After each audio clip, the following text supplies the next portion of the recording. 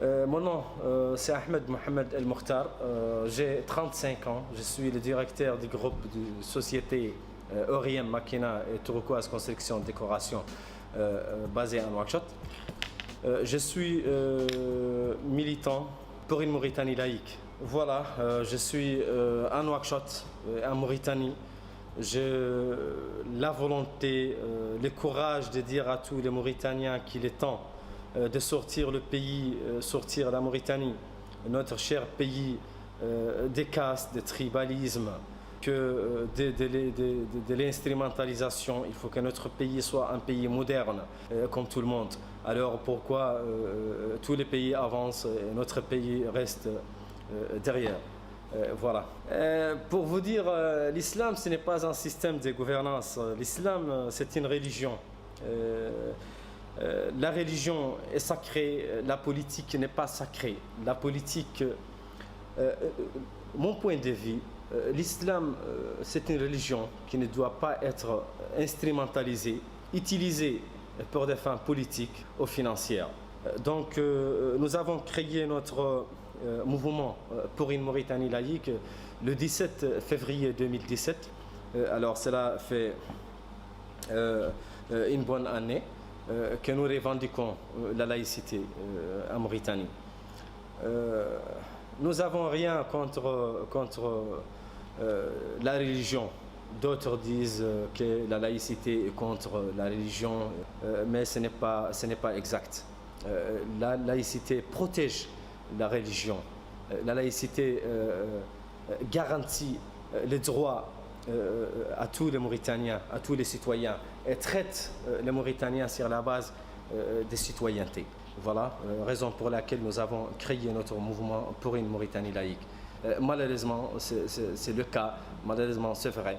Nous voulons mettre la religion, on ne peut pas faire la politique au nom d'une religion, ça ne se fait pas. La politique, c'est tout autre. La religion est sacrée. Bien, écoutez, la laïcité, c'est la base de la démocratie. Sans laïcité, pas de démocratie. Sans laïcité, on n'a pas de démocratie.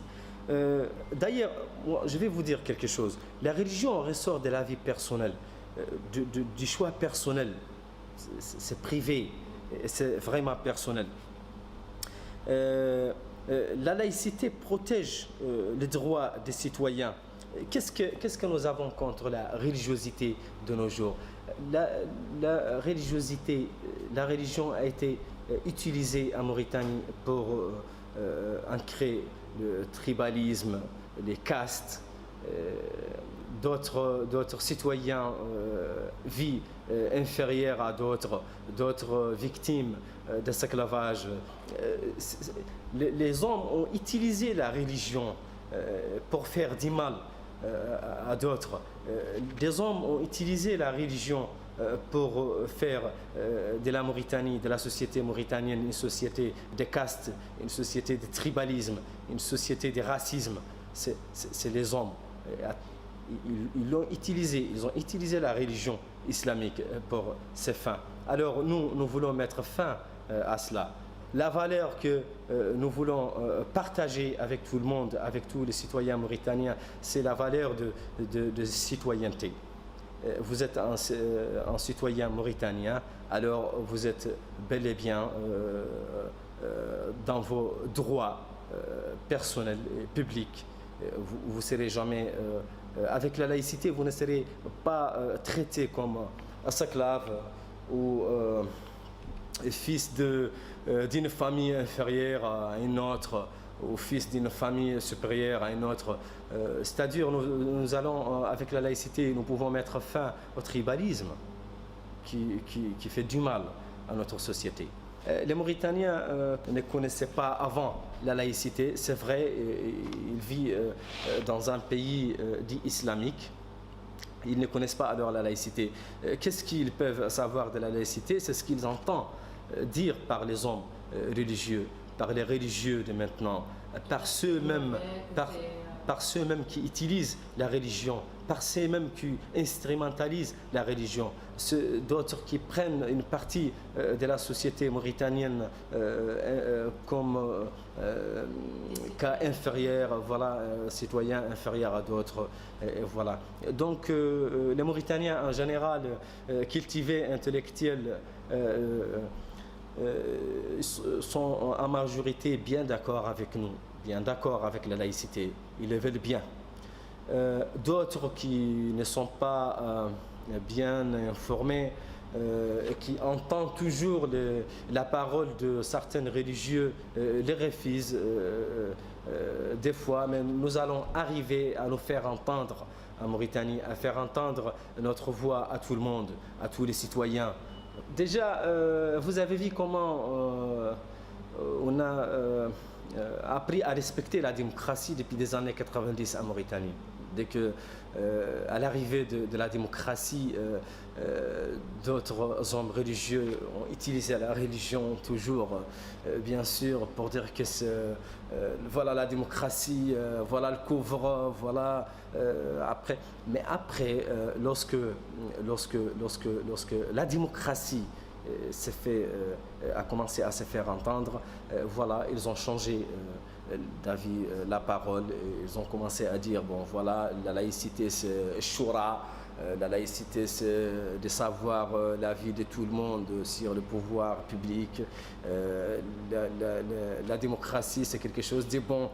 Donc vous voyez, avec les hommes religieux, on peut toujours, avec cette religiosité je vais dire, on peut toujours s'attendre à ce que les hommes religieux, à ce que ceux mêmes qui sont contre la laïcité aujourd'hui soient avec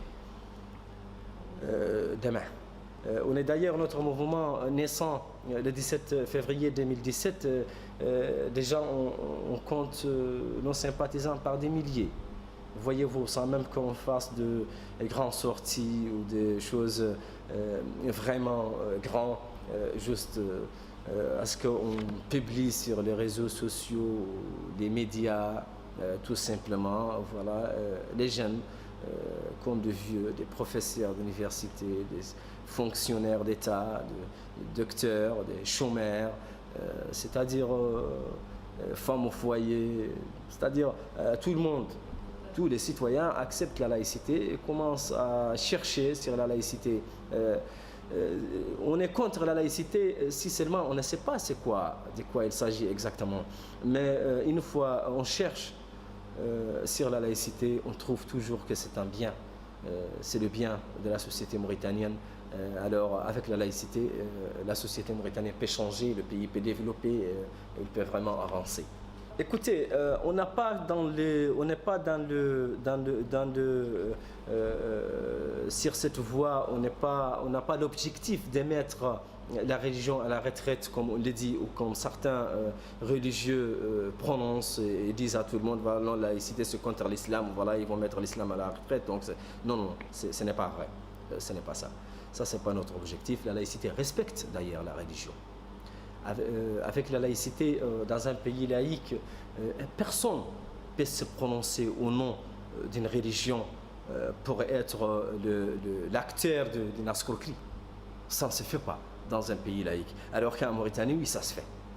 On a vu des hommes religieux, on a vu des religieux qui utilisent la religion à des fins financières. On a vu des hommes religieux qui ont été aujourd'hui, je vous parle d'aujourd'hui, considérés comme des braves escrocs, qui ont utilisé la religion pour ces fins. Alors, voyez-vous, dans un pays laïque, non, ça ne se fait pas. La religion est sacrée. Personne ne peut toucher la religion. Personne ne peut l'utiliser à des fins financières ou à des choses politiques. Voilà. Donc il est mieux pour l'islam d'être dans un pays laïque que d'être dans un pays d'un endroit de, je ne sais pas comment le qualifier, franchement. Parce que à la base, l'État confessionnel est d'ailleurs contre le fondement de la démocratie, contre le fondement de l'humanité. Vous ne pouvez pas avancer avec un citoyen mauritanien si vous le considérez inférieur parce qu'il n'est pas au Khaïm Akbilo ou il ne vient pas de certains casques. Écoutez, la religion n'est pas raciste. L'islam n'est pas raciste. Mais plutôt, ce que je veux dire, c'est que la religiosité, c'est-à-dire la manière dont les musulmans prennent et pratiquent l'islam, ou ils disent qu'ils pratiquent l'islam, cette religiosité-là est raciste. Oui, je le dis. Très bien, oui. Cette religiosité-là est raciste. Mais l'islam n'est pas raciste. L'islam, c'est une religion. Une religion ne peut pas être raciste. Une religion ne peut traiter une partie de la population avec un certain niveau bien ou traite une autre partie de la population à un niveau inférieur. Non. Nous avons vu le cas de Mohamed Cheikh Oulam Khatir, que je défends d'ailleurs. C'est un cas qui vous montre à quel point nous sommes prêts à être contre un seul citoyen mauritanien parce qu'il est descendant de forgerons. Mais nous sommes jamais contre un citoyen mauritanien, même si il se prononce contre la religion, s'il n'est pas forgeron ou s'il est Ould Khayma Kbira. Ça, on a vu ça en Mauritanie, on a vu des gens qui se sont prononcés contre la religion, qui ont porté atteinte à la religion, mais on ne les a pas touchés, on ne les a pas... Mohamed Cheikh Oulam Khatir, il a juste écrit un article, d'ailleurs, qui fait vraiment partie de l'histoire, écrit dans le livre, que d'ailleurs tout le monde connaît. Des hommes religieux ont utilisé une propagande pour faire de tout ça une histoire, et voilà, réclame sa mort. C'est vraiment inhumain. C'est un cas que je défends d'ailleurs très bien. Mohamed Cheikh Oulam Khatir est, à mon avis, innocent. Il a juste écrit un article sur le tribalisme, sur l'injustice qui subit le forgeron en Mauritanie, qui subissent d'ailleurs pas seulement le forgeron. On a les Haratines qui subissent des racismes, ils sont traités comme inférieurs. Vous êtes en Mauritanie, vous avez vu comment les Mauritaniens se traitent les uns les autres. Vous avez bien vu ça. Je parle de la réalité, je parle de quelque chose qu'on voit, qu'on ressent. L'arabe fait partie des langues que parlent les Mauritaniens. Les Wolof fait partie de ces langues. Les Poulards, les Soninké, les Hassaniya, les Bambara d'ailleurs. On n'a pas une langue. Nous sommes des citoyens mauritaniens de tous bords. Et parmi nos sympathisants, il y a des Soninké, il y a des Peul, il y a des Wolof, il y a des Hratin, il y a Bidan, il y a tout le monde. On n'a pas une langue, mais on a plusieurs langues. On a ce qu'on appelle les langues nationales. Oui, bien sûr. Si une langue n'est pas favorisée par rapport à d'autres, les Mauritaniens vont toujours s'entendre, vont toujours être d'accord avec un système qui traite tout le monde au même pied d'égalité et qui traite bien leurs langues avec égalité. Donc il n'y aura pas de problème. Les problèmes se posent actuellement parce que entre les Mauritaniens, il n'y a pas de communication, parce que aucun Mauritanien qui parle arabe est prêt à apprendre le français ou à apprendre le poulard, parce que pour lui ce n'est pas sa langue, cette langue-là n'est pas mauritanienne. Voyez-vous que la langue officielle de la Mauritanie est l'arabe, mais c'est faux, c'est faux, c'est faux. En Mauritanie, il y a l'arabe, le français, le poulard, le wolof, les Soninké, les Bambara, on a toutes ces langues-là qui doivent se parler, on doit se parler ces langues, on doit s'entendre dans ces langues. C'est ça la Mauritanie. La Mauritanie, c'est pas un pays arabe ou un pays francophone ou un pays des Soninké ou un pays des Poulards ou un pays des Wolof. Non, la Mauritanie, c'est pour tous. Notre cher pays, c'est pour la Mauritanie.